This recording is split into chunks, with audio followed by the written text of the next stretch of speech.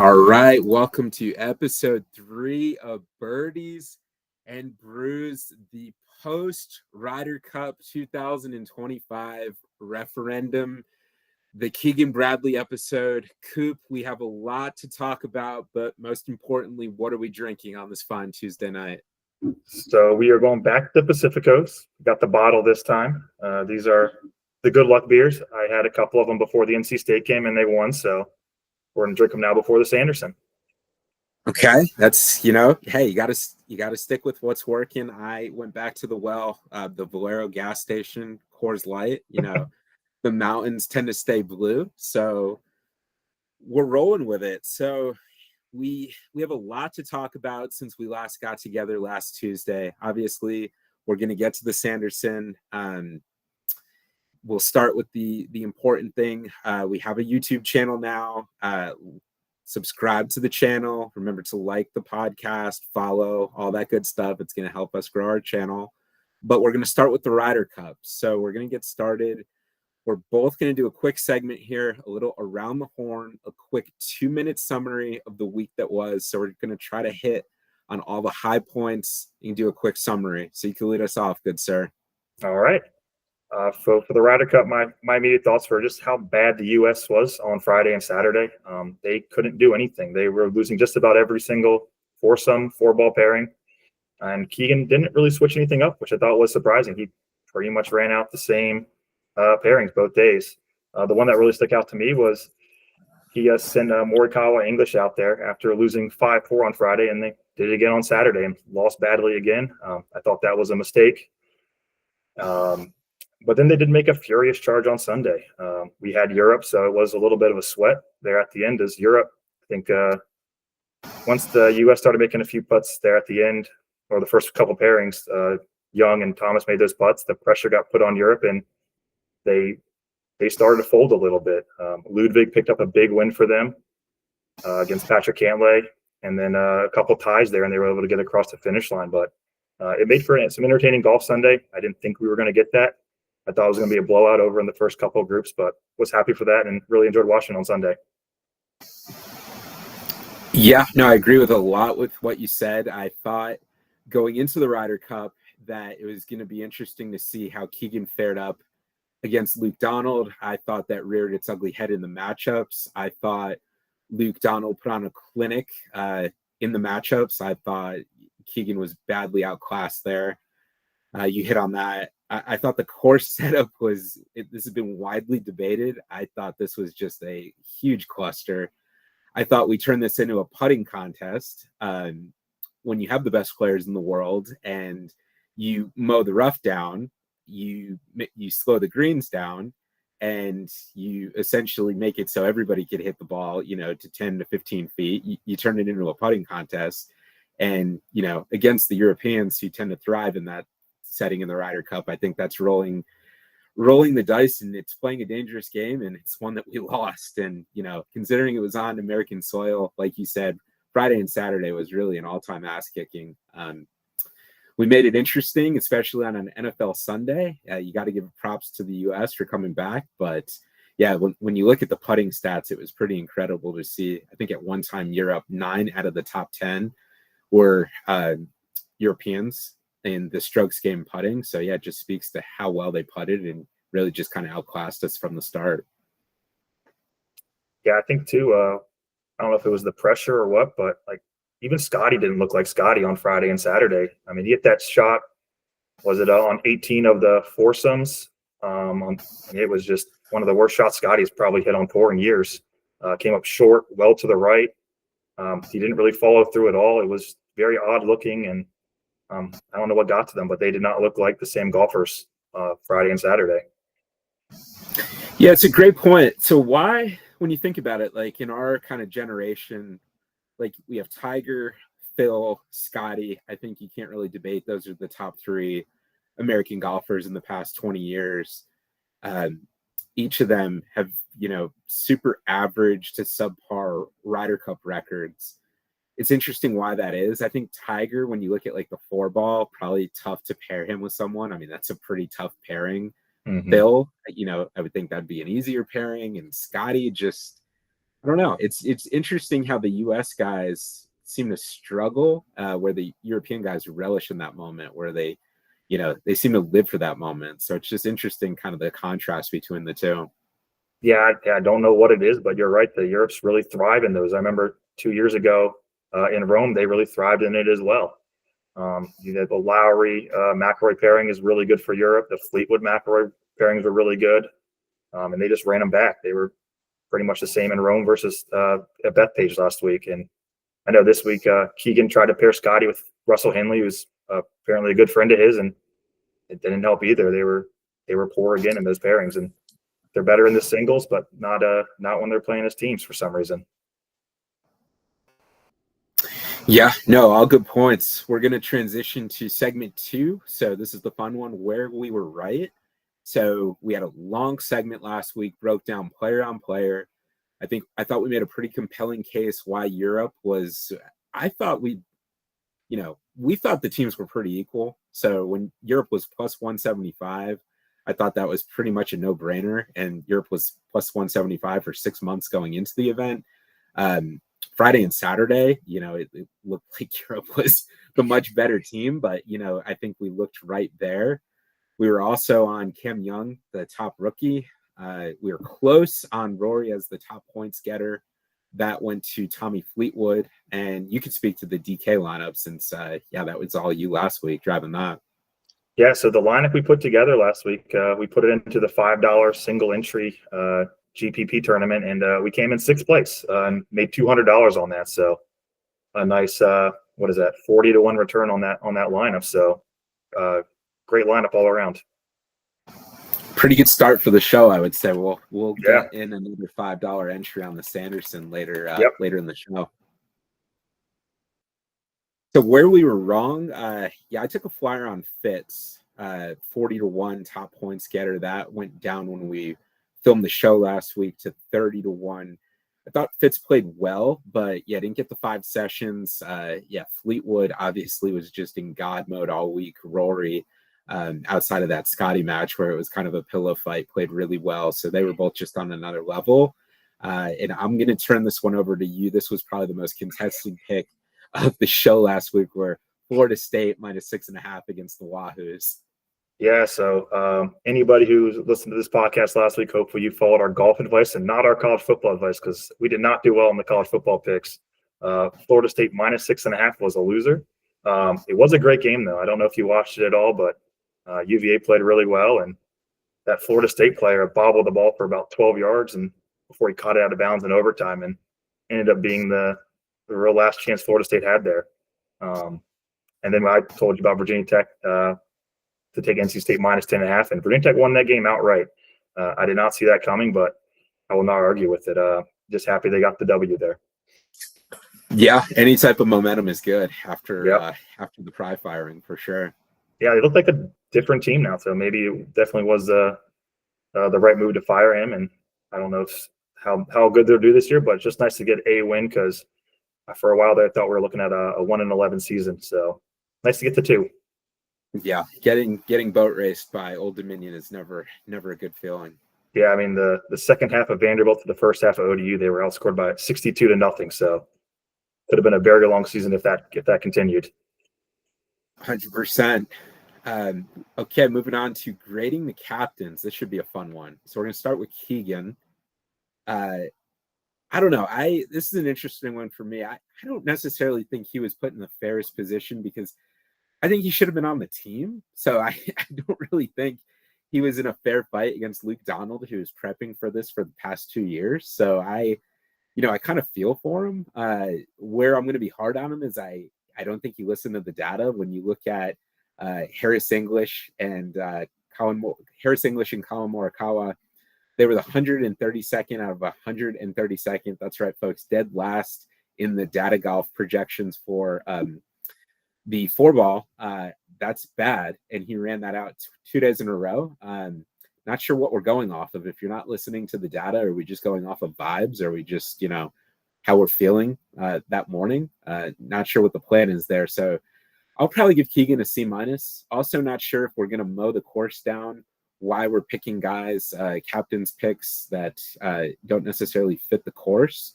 So yeah, just kind of seemed like a disjointed effort all around. You know, he kind of admitted to some course strategy, mistakes. So, probably some captain's mistakes all around. Probably just more in the same from Zach Johnson to Keegan. Just, we seem to have captain's errors kind of consistently on the U.S. side. Yeah, I agree with a lot of what you said there. Keegan, he was a rookie captain this year, so it's a learning process. Donald's done this before. But yeah, I thought the pairings were not great on Friday and Saturday. Running English and Morikawa back up there for a second time after getting beat the first day was probably not a good idea. Luke Donald did the opposite. He ran out Højgaard and Aberg for the 4 balls on Friday. They lost, and they did not come back on Saturday, while the other 3 pairings who won the Friday 4 balls came back on Saturday. So, yeah, you ride the hot groups and you switch up the bad groups and try to find something that works. Cam Young, I thought was, obviously hindsight's 2020, but we said he was a great course fit on the pod last week, and he played 4, but he didn't play the first one. If he played that first one, you might have seen that he had the hot hand, and he could have played 5 events. So I agree. I don't think it was a great performance by Keegan, so I'd probably give it a C minus. Yeah, no, I'm right there with you.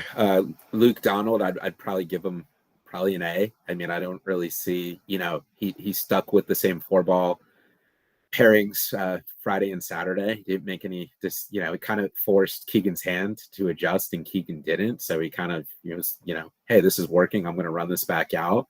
And I thought he was pretty solid across the board on his single pairing. So yeah, we talked about it last week. There was just one rookie on the team, Højgaard, who, really struggled on Sunday. But yeah, the rest of the team was solid. They putted, a lot of good performances. And yeah, the players make the captain look good. They pretty much putted, across the board. It's interesting. Guys like Shane Lowry, would never make a putt like that to win a tour event like they did on 18 to clinch the event. But, of course they make it in the Ryder Cup to beat the U.S. So it's just stuff like that just seems to happen Ryder Cup after Ryder Cup. Yeah, Lowry it was in a great situation there. Russell Henley was just a little outside his ball. He got the read. It made it such a make-well putt after watching Henley's ball come up just short. And then, he drained it, and I'm not like Shane, so happy for him and happy for the Europe team because we were on him.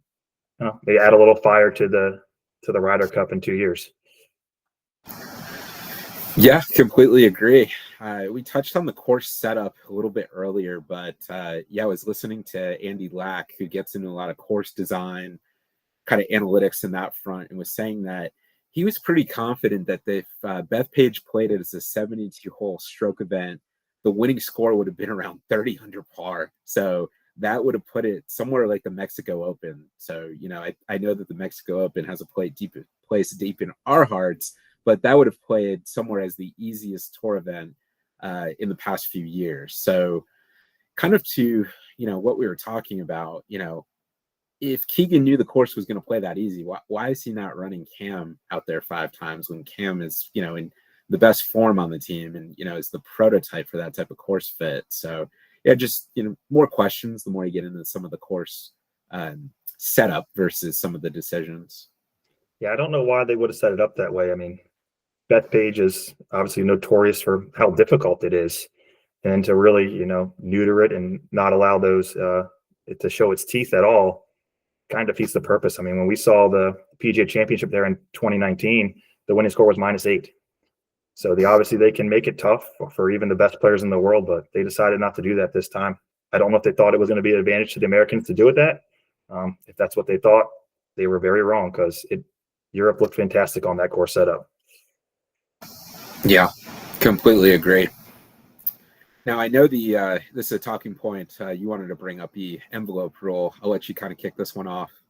Yeah, so I think when the Sunday singles match started, no one thought that half a point that Hovland got for retiring and not being able to play was gonna come into play at all. But when we got to the final 3 or 4 pairings, when it was still on the line and Europe needed another tie to win it outright, kind of it was important. And should have Hovland have gotten that half point for not being able to play? And or should the U.S. gotten a full point there, and it would have made the Europe have to get an extra half a point. That was very much in question in those last couple of groups. Yeah, no, it's a good question. I saw you bring this up, so I did a little bit of research, and you can only have one envelope rule in the Ryder Cup. So I saw a few people asking, well, Europe was up huge, why couldn't Ludwig or multiple players, say they get hurt?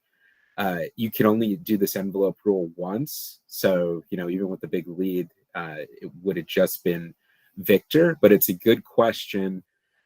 Yeah, I don't know. Victor didn't really look hurt, but who are we to question it? But it's kind of, when it comes down to it, I feel like you should almost have like some different type of rule in there. Yeah, I mean, especially when these Ryder Cups can be decided by half a point. That's an important half a point there. This one didn't look like it was going to matter, but I feel like it kind of did at the end. And in Hovland's defense, he did withdraw from the Saturday four balls, so I think there really was an injury there, but. If you don't play the event or don't play the match, why should you get the half a point? I feel like it's like a free half a point by the team that's leading almost. Definitely fair. And I think if Europe's was just at 14, they shouldn't have been allowed to retain it. Like, that would have been at 14 with the envelope. That felt like that would have been a farce. Yeah, you only earned the 13.5 points in that case. Yeah, I agree with that. 100%. That feels like it would have been really cheap. Yeah, I think that luckily it didn't come down to that, but for a while there, it was looking at that might be the case. 100%.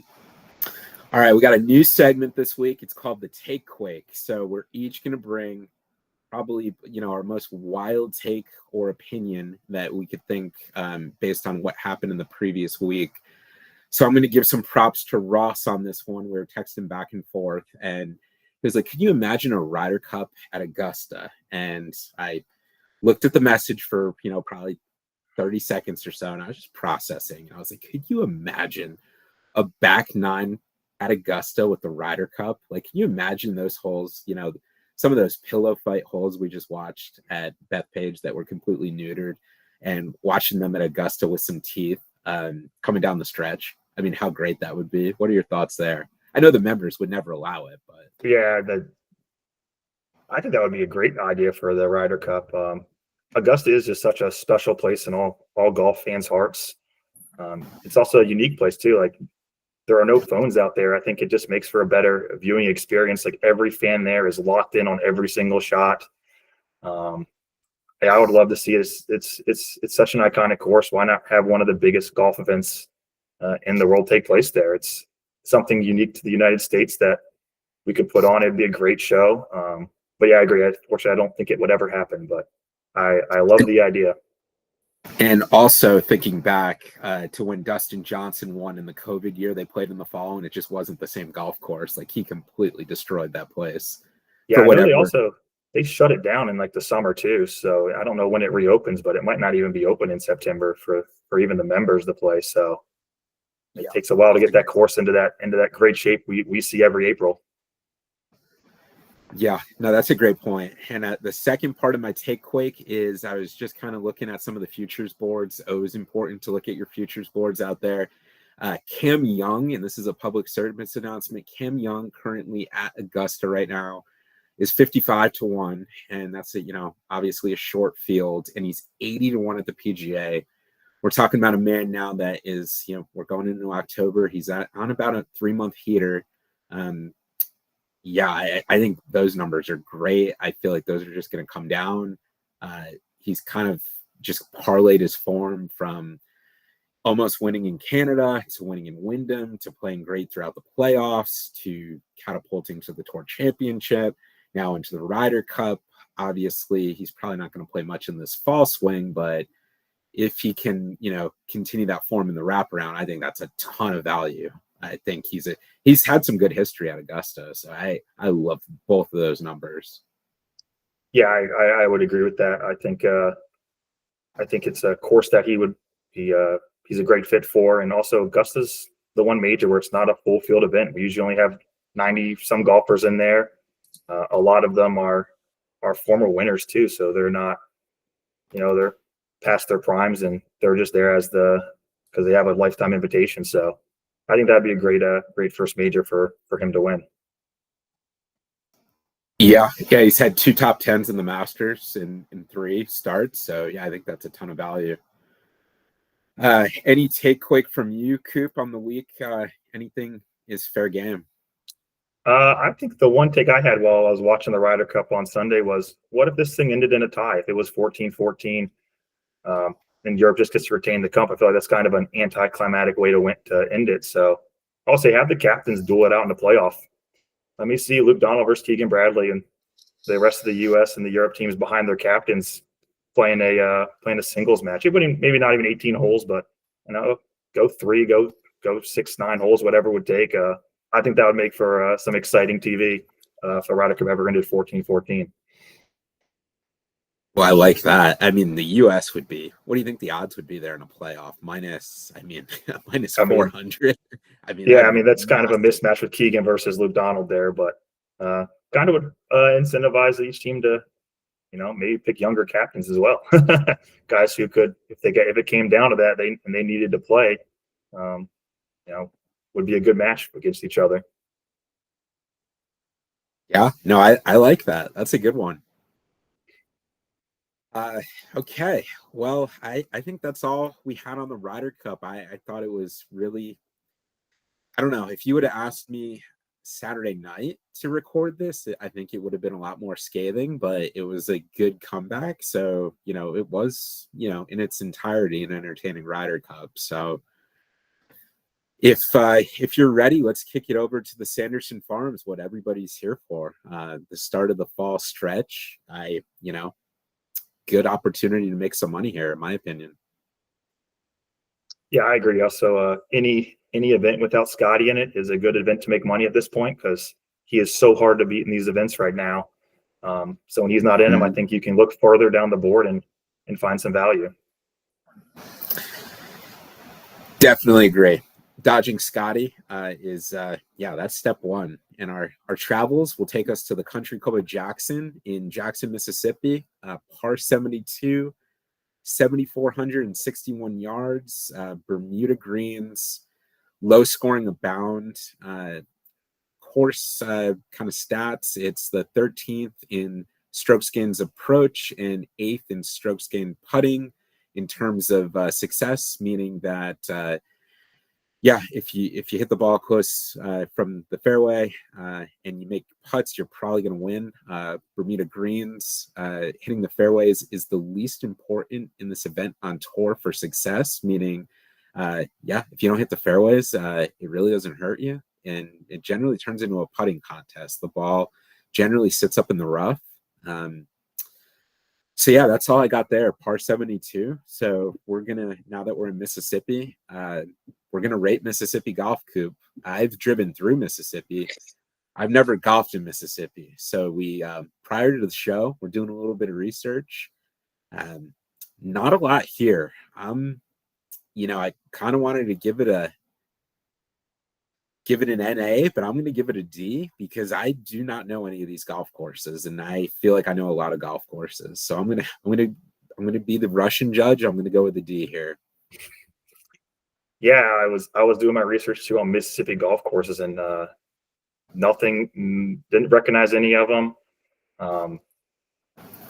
Maybe they're really nice golf courses. I've never even been to Mississippi, never even drove through it.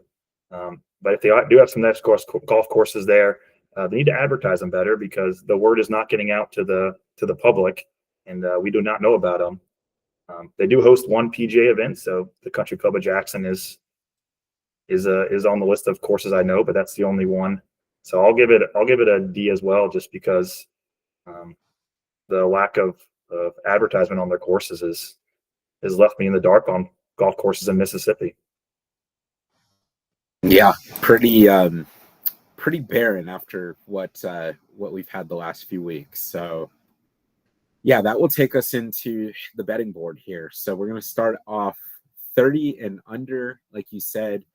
No Scotty in the field, so we're going to be using odds checker here just to kind of stay on the same page.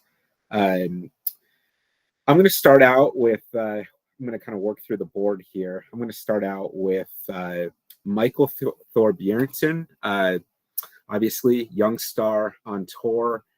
He's got good success in the Southeast, on Bermuda. He's peaked at pretty easy golf courses. He's played well at the Rocket. His last start at the Pro Tour, he played well. Obviously, he hits the ball far. He's played well at Corrales. He's played well at the Zurich in New Orleans. So a lot of success on Bermuda. Can be a spike putter, hits the ball far. One of these young guys, I feel like a lot of these young guys kind of, pick off their first win, in this fall stretch. So I don't love the number. It's been bet down to 22-1, but, feels like he can win this. So that's going to be where I stop first here on the board. I like Thor as well. He's not my pick, though, for the under 30-1 here at the top. I'm going to go with Min-Woo Lee. So the last time we saw Min-Woo Lee was on the DP World Tour, where he finished 11th and 5th. So he's coming in good form. He gained strikes putting in both of those events. He also was above average in the field and driving distance. Something you'll realize about most of my picks this week is I'm looking for bombers and guys who can get hot with the putter. So Min-Woo Lee checks both of those boxes. He had a win this year already at Houston, where his putter got real hot. He gained 2 strokes putting in that event, and he was also not that event, but at the Truist he gained over a stroke off the tee as well. So he can gain strokes off the tee as well as putting. So I'm high on Min-Woo Lee this week.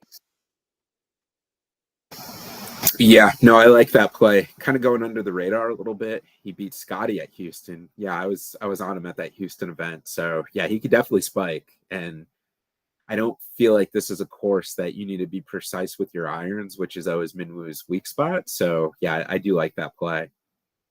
Yeah, his approach game can be hit or miss, and seems more missed than not. But that's not too important this week. I think he's got a chance. Going down the board here, someone that sticks out to me, I've always been interested in is Rico Hoey, and this guy just mashes the golf ball. I mean, if you look on Data Golf, they show you his distance. I mean, this guy is picking up, probably 10 to 15% against the field. He crushes it. He at a lot of courses similar, like the Barracuda, Myrtle Beach, like a lot of these southeastern golf courses, Corrales, Punta Cana, the Houston, he was 11th. A lot of these events is where he plays well. Wide open golf courses where he can just hammer the golf ball. His last event, the Pro Tour, played really well. We talked about this earlier, Coop. He is one of the worst putters on the planet, and he bleeds out strokes gained putting like nobody's business. So he did make a putter change. He's now changed to the long putter. So in his last start, he was actually even, so dead even against the field putting, which is a massive improvement for Rico. If he can hold form with that in this event, I think should be a lock for a top 10. So I love Rico top 10. I also love him at 35-1. So just distance, the putter change, coming off really good form at the Pro Tour. Yeah, I just kind of like him across the board here. Yeah, I like Hoey as well. I think that putter change is what's going to make the difference for him if he keeps that putting form up from the Pro Tour, because he's like a lot of golfers.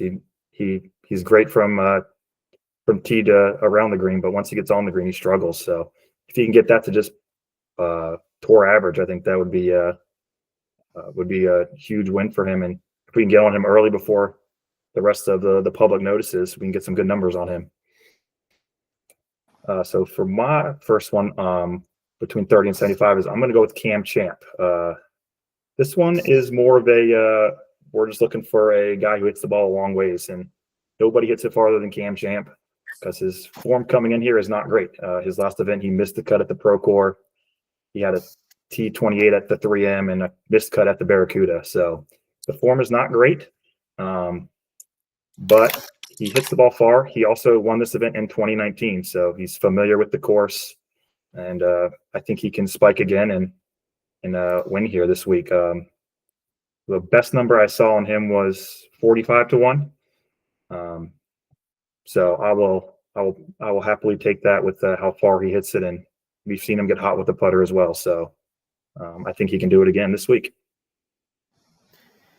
Yeah, I like that. And someone that's been on Cam in the past, I got him a few years ago when he won up in Detroit. He could just pop out of nowhere. And, I feel like this event for guys like Cam, he's had about a month off. He's just the type of guy that can just kind of pop up out of nowhere and win this. So I really do like that pick. Yeah, he's also a guy who doesn't. His form is very. It comes and goes at a moment's notice. It's not. He's not riding any long-term form. He's just. One event to the next event can be totally different for him. If he figures it out, and he can win any event. My next guy is going to be Sami Välimäki, and my reasoning here is that when you do this week to week is that you see guys in this type of course cohort that pop up. So when I talk about course cohort, I mean these wide open golf courses where you don't get punished for missing the fairway. So I'm talking about Mexico, Houston, Detroit, the Rocket, and guys that play well here. One of those is Sami Välimäki. Looking back at last year, he was fourth in Houston, played well at Torrey Pines, which is an our comp course, well at Myrtle Beach. He played well 2 events on the DP World Tour in his last 3 starts. He almost won the Omega European Masters in the last week of August. So he's one of those guys just kind of pops at courses like this where it doesn't kill you if you miss the fairway. He's not the longest, so that's always kind of been intriguing to me because I was on Jake Knapp when he almost beat him in Mexico 2 years ago, and it's like this guy doesn't kill the ball. Why is he popping in all these courses where generally bombers do well, but he's always there. So I think 65 to 1 is a great number. So I'm going to ride with Sami.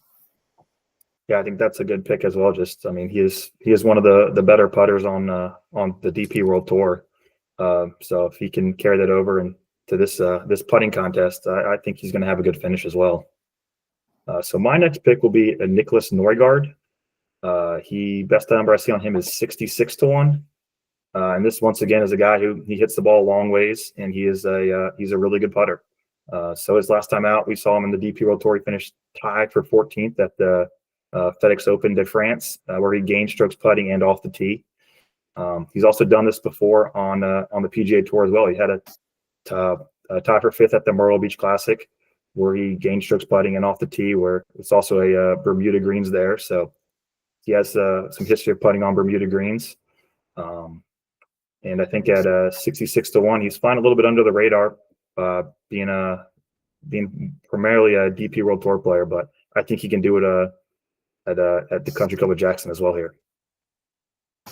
Yeah, I think that's great value on him. I think maybe like a month or 2 ago, he was down in the 50s. So I think in this field, that number is great value. So that's a great. Yeah, he's at 50 at a lot of the books, but I found a 66 to 1 on Bet365. So I think that is a good number there. 50 is probably more with the range it should be. And always our advice, always look for your boosts on your book. I don't know how many are available in the fall swing, but 365 generally for some of the larger events does offer a boost on Tuesdays, generally a 30% boost. So always be vigilant for the boosts. Yeah, they seem to be the boosts are kind of random on the PGA Tour. They seem like the bigger events, and the smaller events sometimes fly under the radar, especially during football season. So hopefully they have them. They are always great value to get on and outright. My next play in this range is going to be, and actually I think his number since we've started has dropped. So he's in the next category, 75 and over. So I'm going to start the next category, 75 and over. I'm going to go with EVR, Eric Van Rooyen, 80 to 1. this guy, I think, is a perfect course fit. He runs piping hot. He can be a heat-seeking missile. He does not hit fairways often, but which here is fine. He can throw darts at the flag. You know, he can hit the ball way off line some events, and give you he can miss a cut, but we're looking for wins, and I feel like he's one extreme or the other. And we look back at last year, he was second at the Barracuda, he was second at the CJ Cup, finished second to Scotty Scheffler. CJ Cup is a great comp to this event. He was ninth at the Cognizant, which isn't necessarily a great comp, but I mean, this is a guy that can make birdies in bunches. I love the course fit, this type of event for him. And you look at the events where he does play well, and just if he's positive in the putting, I think he's going to be a problem. So, I mean, if you give me an 80, I'm going to take it. Yeah, I like EVR too. I think he's a guy who we've seen pop at big events. So a field like this, I think he should be able to thrive in as well, and should be able to compete as well. So for my first pick in this category, it's going to be Tom Kim. He's 100 to 1. This is more of Tom Kim is a better golfer than we've seen recently, and we know he can win big events. I just think 100 to 1 is way too low for a golfer of his quality. He's going to turn it around at some point. I don't know when that'll be. I'm hoping it's going to be this week, but these numbers are getting too big for Tom Kim, and he shouldn't be 100 to 1 in this field. So I will take a flyer on him at that number, because he can definitely win this event. And when he's at his best, he's one of the best golfers, if not the best golfer in this field. Completely agree. And if it's a putting contest, he can absolutely spike putt. You think back to the Wyndham a few years ago. I mean, if his putter's running hot, he can be a problem. Yeah, that Wyndham event, I can't remember how many strokes he gained putting, but it was an ungodly number. It was crazy how well he putted that week. He made everything. Mm-hmm. Absolutely. For me, this is a super bomb. And I've been tracking this guy for a bit, and you can tell by the number is Jackson Suber at 225 to 1. He's missed his last few cuts, but he peaked in the summer, 18th at the Canadian Open. He was 6th at the Rocket, 7th at the Barracuda. So kind of shows you he could play well at some of the good course comps. I mean, he's 25, he's young. He was a rookie last year. Might be good that he had a little bit of a reset. He didn't play well down the stretch, 3 missed cuts, but yeah, this is just a guy that kind of, can hammer the ball. You look at the events where he played well, he was gaining in putting. So, this is just kind of a guy in his rookie season, showed some life, 225 in this event. This is just, a little bit of a bet the number type feel from me. Yeah, I like that. I mean, anything over 200 to 1 is, you're not going to find a perfect golfer down there that fits all what you're looking for, but I think he fits checks a lot of boxes, and that's a good number for him. My next pick is going to be David Skins. He's a guy who hits the ball far and is a great iron player.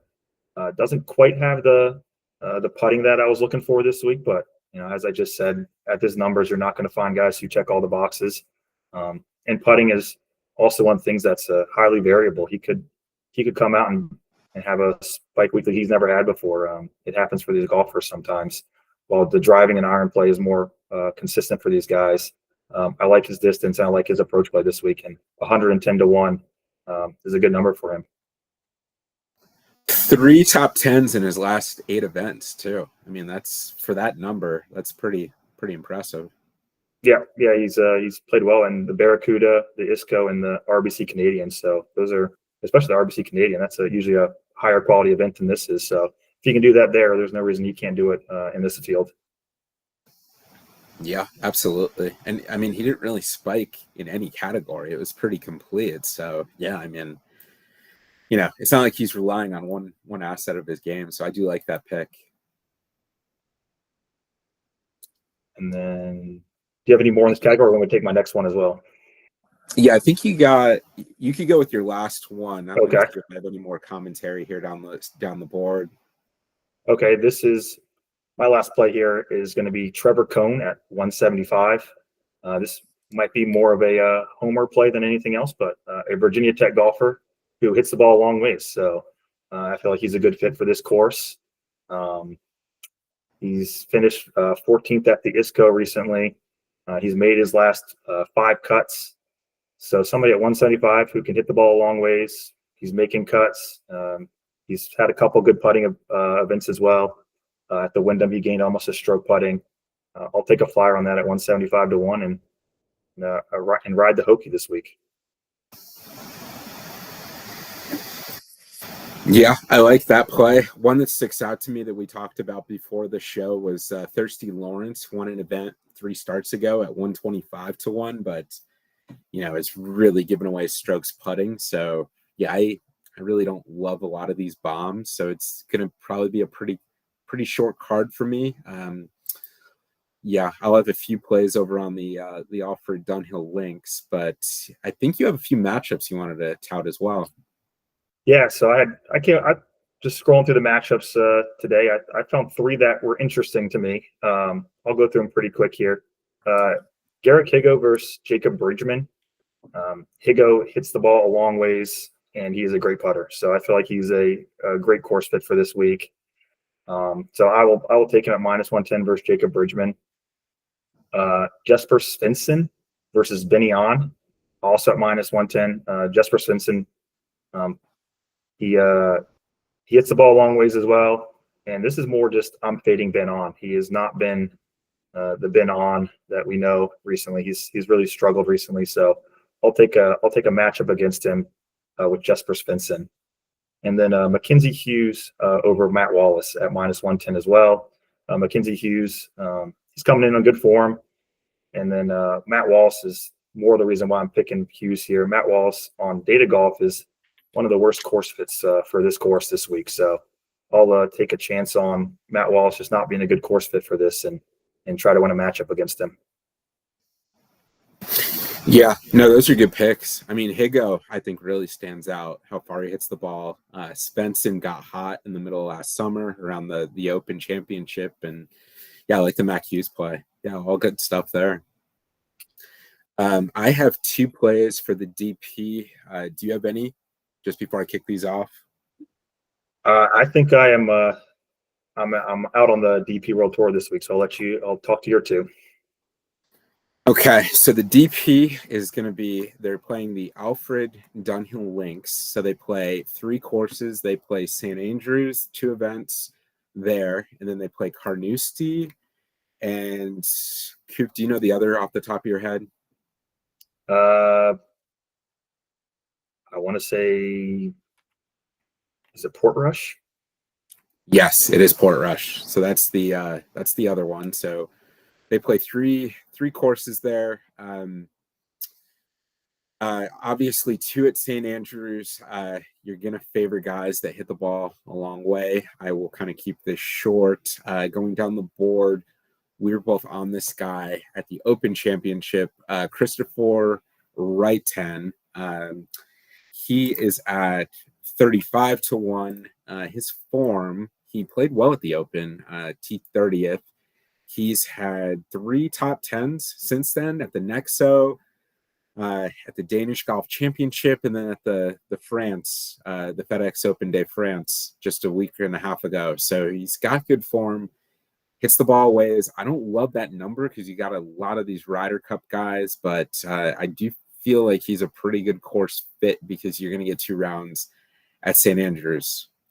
With that being said, anybody that's listening to this and knows me and anything about my affinity for Mr. Aldrich Potgieter, and knowing that they're going to hang an 80 to 1 on him in this field, and knowing that the man is going to get to play St. Andrews twice, is going to know that I'm going to bet that. So I'm going to be on Potgieter.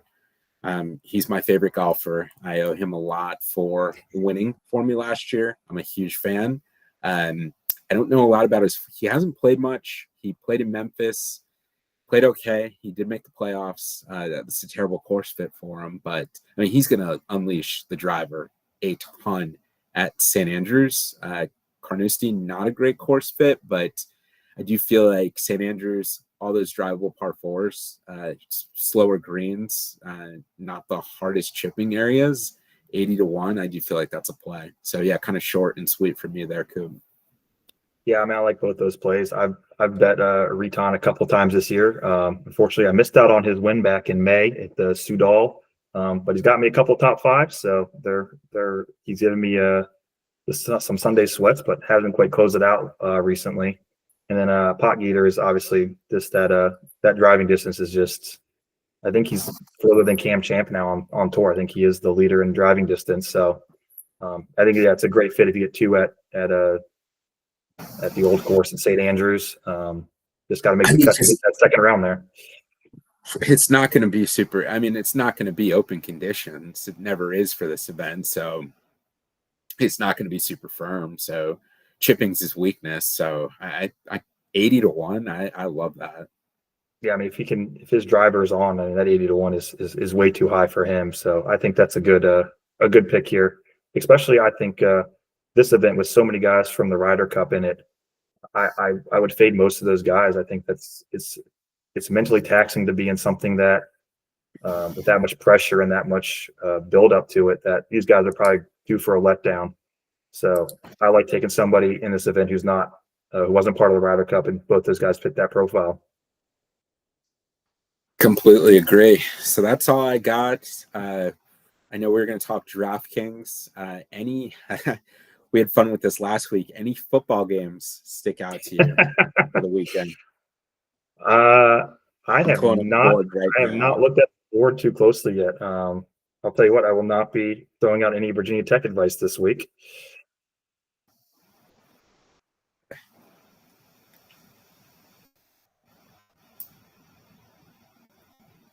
I'm just looking to see if anything sticks out.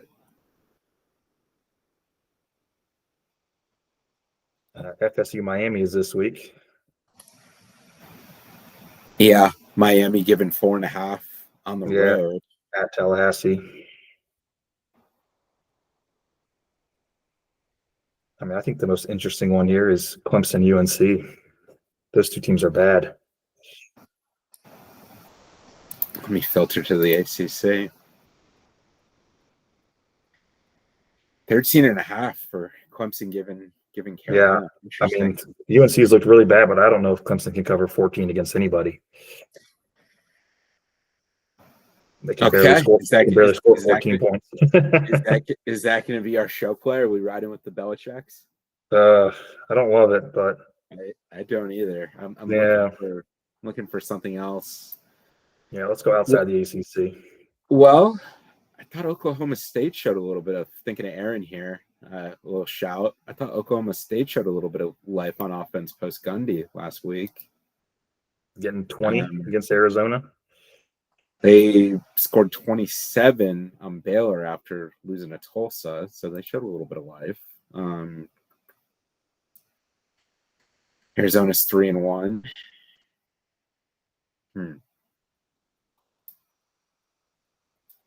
All right, we need one show play in football. We're thinking this is great radio. What about Vandy at Bama? I think Bama's got some revenge on them this year after Vandy beat them last year in Nashville. I don't know. Pavia's good, but it's like Pavia's a gamer. I don't like betting against him. But it's like, how many can he win in a row? You know, right? I mean, it's Vanderbilt after all, but they certainly don't look like the old Vanderbilt.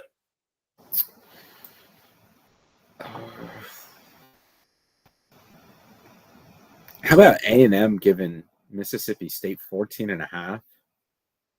Mississippi State's pretty good, 4-1. Yeah, Mississippi State almost upset Tennessee last week. So can they do it again on the road in College Station? Night game, but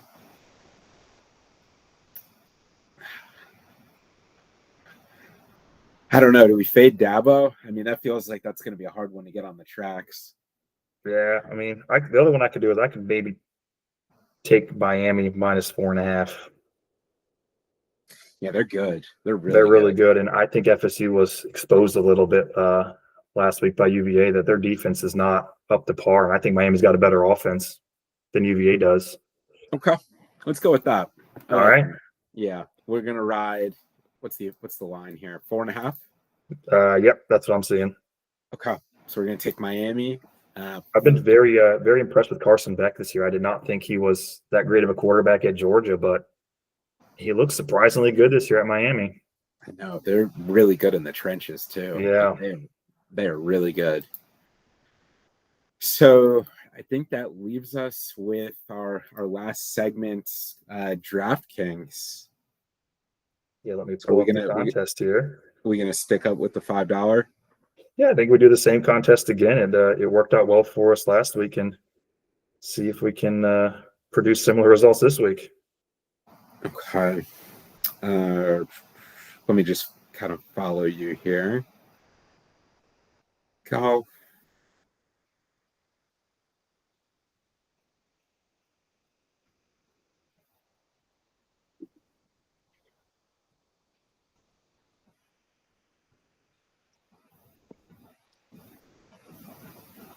So the top of the board is Akshay Bhatia at 10,100.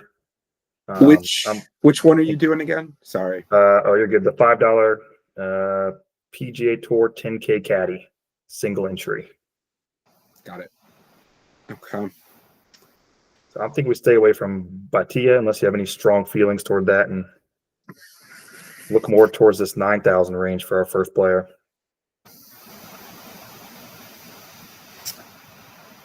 Yeah, it's hard to take Bhatia as the favorite.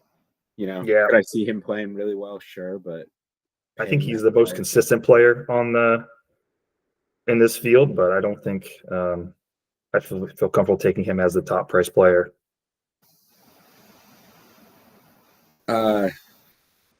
Thorpe at 9,500 isn't bad.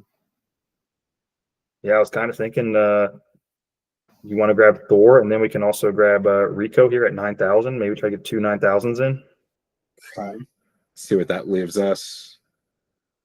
I'm going down the board. So an average of 7,800 left. Valimaki at 7,400. Yeah, I think that's a good price for him. I do too.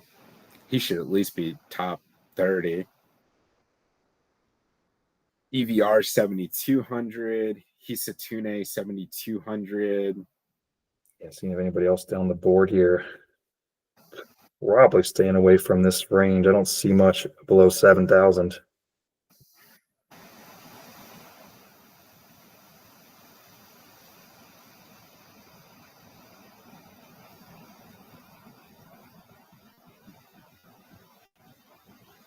Yeah, let's throw EVR in here at, what was that, 74? Mm-hmm. Or 72, even better. And that leaves us with 84 for 2 players each.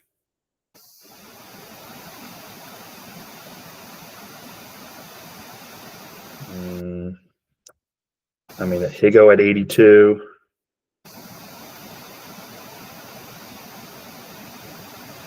I don't hate Tom Kim at 73. I mean, yeah, if we go Tom Kim at 73, that would leave us 96.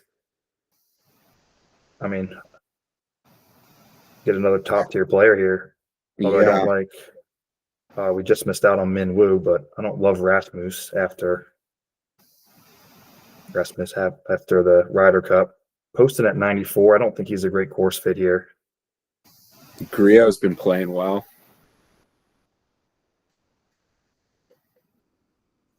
Go with the other Højgaard. Has he been playing well? Nope, he has not been playing well. 2 missed cuts in a row. Cam Champ at 88. We didn't talk about Homa. Homa's been kind of stringing together some form. Yeah, Homa looks like he's finally getting back to form. I thought about him, but he could be a good DraftKings play. Yeah, because when he's on too, he's definitely a better play than where he's priced for this event right now. So if we throw him in,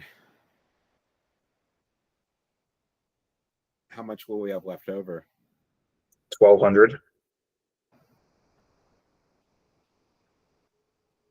I mean, we could take off Tom Kim and then get somebody like Higo or Keith Mitchell.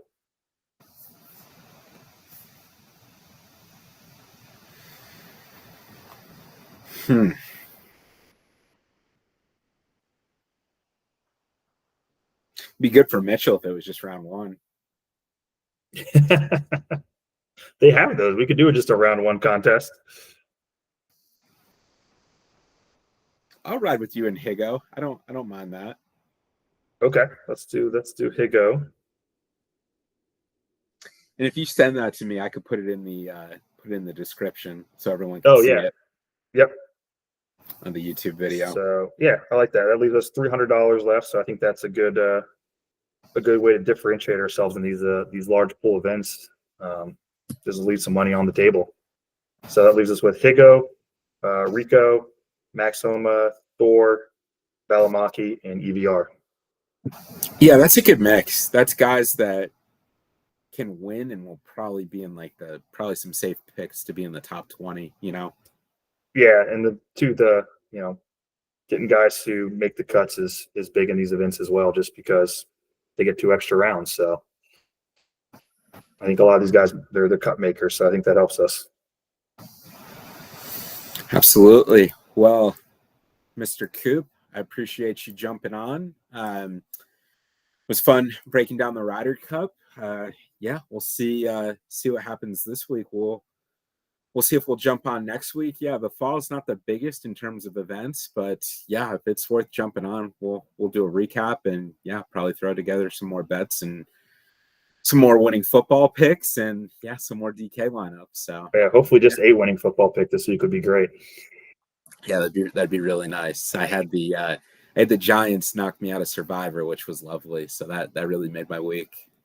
Yeah, I had 2 entries in our Survivor pool, and I picked the Packers last week. They lost to the Browns. Picked the Packers again this week. They tied the Cowboys. So lost both my entries on the Packers. Oh man. Yeah, so that was tough. Yeah, I got one left, but yeah, they go quick. Yeah, I got the DK one still going too. So that's my one Survivor pool I'm still in. Well, Coop, let's let our screens be green. And yeah, until next week. It's been fun. Enjoy the Sanderson, and thanks for having me on it. A lot of fun as always. Yeah. Well, let's hit some winners. And yeah, I think Pock Eater's going to win by a touchdown. So love it. Yeah, we'll be back next week to recap if that happens. Sounds good, sir. Have a good week. Thanks, you too. All right.